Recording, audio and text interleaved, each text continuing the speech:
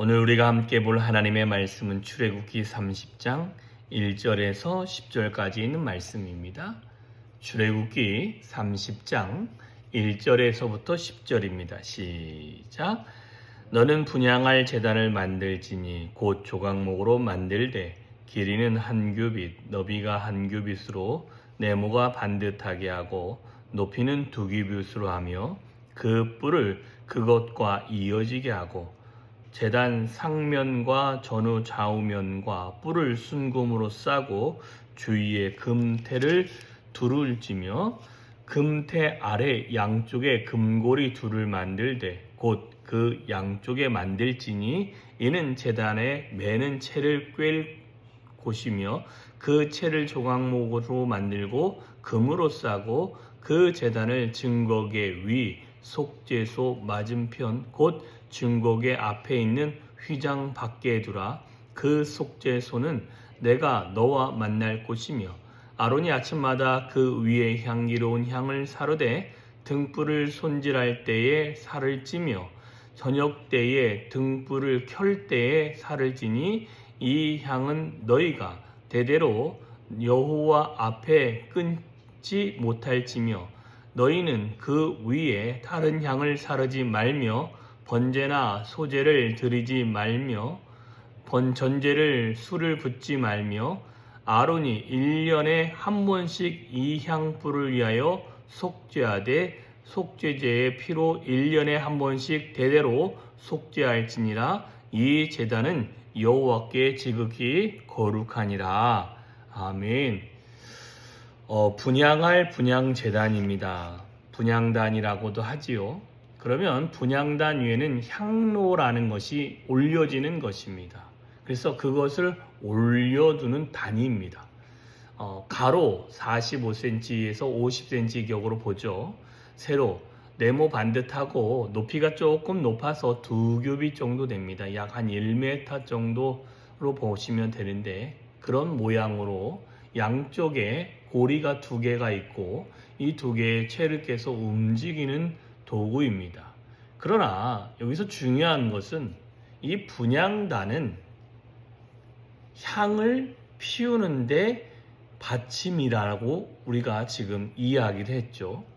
근데 이 향제단이 어디에 있느냐라는 것입니다. 증거계 속죄소가 함께 있는 증거계가 있죠. 그 맞은편, 바로 맞은편 휘장 밖에 있습니다. 그러니까 증거계와 그 분향단은 가까이에 있다라는 것입니다. 위치상으로 제일 가까이에 있고 뿐만 아니라 이 향에 쓰여지는 향들이 언제 향을 피우는가 봤더니 아침에 향을 피우는데 이때는 옆에 있는 등잔이 있죠. 등잔을 손질하는 시간이다라는 것입니다. 그 다음에 또 한 번 분향하는데 그 향은 저녁에 피웁니다. 근데 그 시간은 또 뭐냐면 그 아론이 그곳에 들어가서 등불을 켤 때다라는 것입니다. 그러니까 시간적인 개념을 이야기할 때 등불을 사용하게 되어지고 이 향을 그렇게 하루에 2번 정도를 펴라라고 이야기하고 다른 향은 사르면 안 되고 번제나 소제로 드리지도 말고 전제로 술을 부어서 그곳에 사용하는 것이 아니라 하나님이 만드는 그 향 종류가 있죠.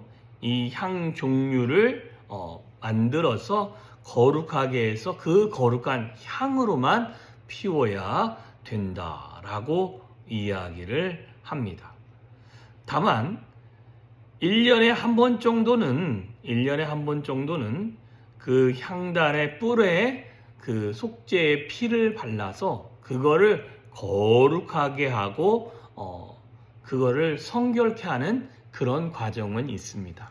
다만 여러분 분향단의 역할은 그 분향단 위에 향로가 있는데 그 향로 안에 향을 피우기 위해서 그것이 올라가 있는 제단과 같습니다.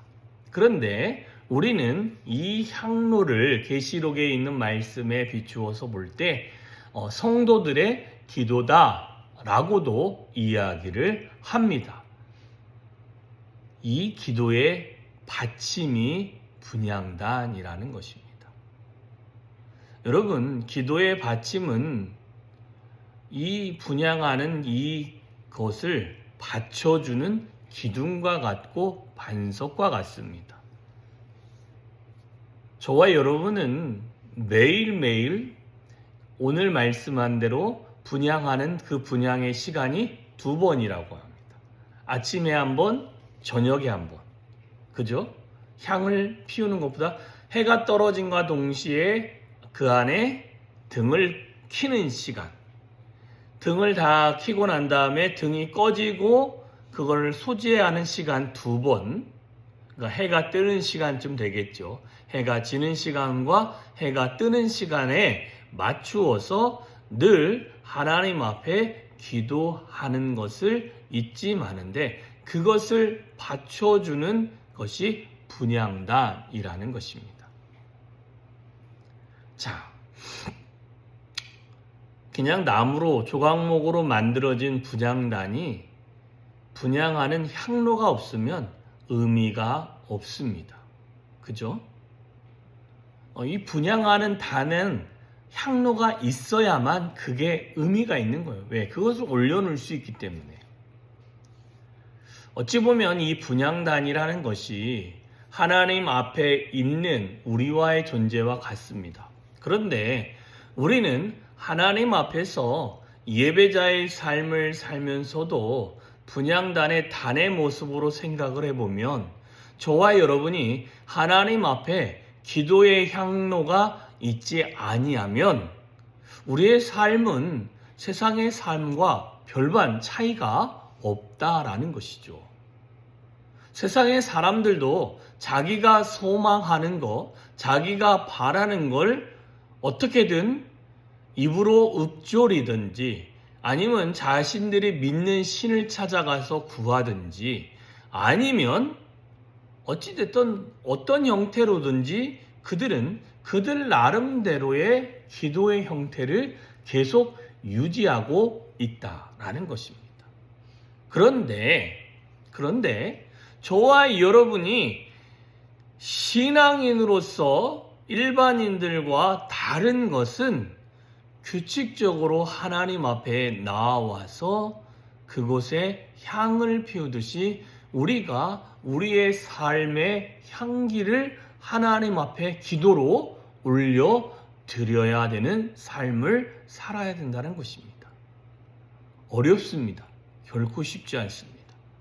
자기의 몸을, 여기 보면 사도 바울은 고린도 후서 2장에서 너희는 그리스도의 향기다라고도 이야기했고 뿐만 아니라 그리스도를 아는 냄새를 내야 된다라는 것입니다. 그리스도가 어떤 분인지 아는 냄새를 내고 뿐만 아니라 그로 말미암아 죽어가는 영혼들이 구원받을 수 있도록 살아가는 삶이 그리스도의 향기의 삶이다라고 이야기를 하고 있습니다.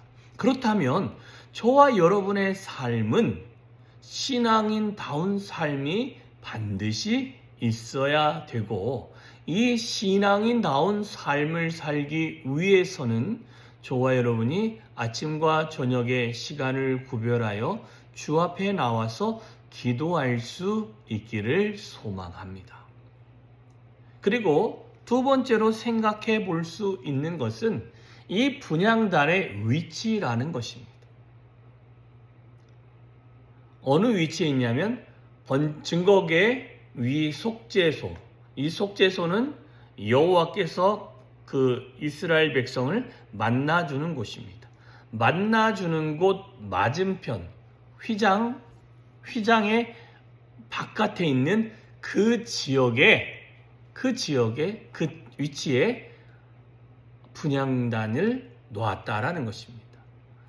하나님의 그 만나주시겠다는 곳에 제일 가까운 곳에 무엇이 있습니까? 분향단이 있다라는 것입니다. 이 말은 저와 여러분이 하나님 앞에 기도하고 나아간다면 하나님은 저와 여러분의 기도에 속히 응답하시고 만나 주신다라는 것입니다. 왜 그러냐면 속죄소가 있으면 분향단이 일직선에 있는 거예요. 그죠? 그 사이에는 휘장 하나가 있는 것입니다. 이 향기가 휘장이 있다라고 해서 그 향기가 그 안쪽으로 안 들어가겠습니까? 천이기 때문에 향이 진하면 그 향은 그걸 뚫고 나아갑니다. 여러분들이 향수를 짙게 뿌리고 다니는 남자나 여자를 옆에서 살짝만 지나가도 그 사람이 얼마나 진한 향기를 뿌렸는지를, 누가 지나가는지를 매번 보면 그 사람을 알 수 있습니다. 왜 그러냐면 그 사람이 지나가면 무슨 향이 보입니까? 향수라, 독특한 향수의 향이 나타나기 때문에 그렇습니다. 이처럼 우리의 삶은 하나님 앞에서 기도의 삶을 살면 이 기도는 하나님 앞에 바로 보여지는, 하나님이 받으시는 그 향기를 받으시는, 그 기도를 받으시는 그런 결과가 있게 되어진다는 것입니다. 그러니 저와 여러분이 기도의 삶을 놓치지 마시고 기도의 향기가 하나님께 올려드릴 수 있는 그런 신앙인의 삶을 살아갈 수 있기를 주님의 이름으로 축원합니다. 기도하겠습니다. 참 좋으신 하나님 아버지, 감사합니다. 분향할 제단에 대해서 말씀하시는데 이 분향할 제단의 향로에 향을 태울 때에 이 향은 성도의 기도다라고도 분명히 말씀하셨습니다. 하나님, 아침과 저녁에 아론이 분명하게 향을 피워야 된다라고 우리 가운데 말씀해 주고 계시는 줄 믿습니다. 하나님, 우리가 규칙적으로 하나님 앞에 나아가 기도하며 하나님의 인도함을 받으며 하나님의 거룩한 은혜를 경험할 수 있는 우리들이 되어질 수 있도록 주여 은혜를 부어주시옵시고, 뿐만 아니라 하나님께서 우리에게 은혜를 베푸셔서 우리의 기도가 하나님 안에 흠양되어지고 응답되어지고 우리의 삶의 기도의 제목이 이루어지는 은혜를 누릴 수 있도록 주여 은혜 위에 은혜로 더하여 주시옵소서. 오늘도 우리가 기도로 시작하며 하나님의 인도함을 받기를 소망하고 하나님의 거룩한 능력이 우리의 삶에 나타나기를 소망하는 한날입니다. 주여 은혜를 부어 주시옵시고 우리의 기도에 응답하여 주시고 작은 신음에도 주여 반응하여 주시옵소서. 주님을 찬양합니다. 예수님의 이름으로 기도했습니다. 아멘.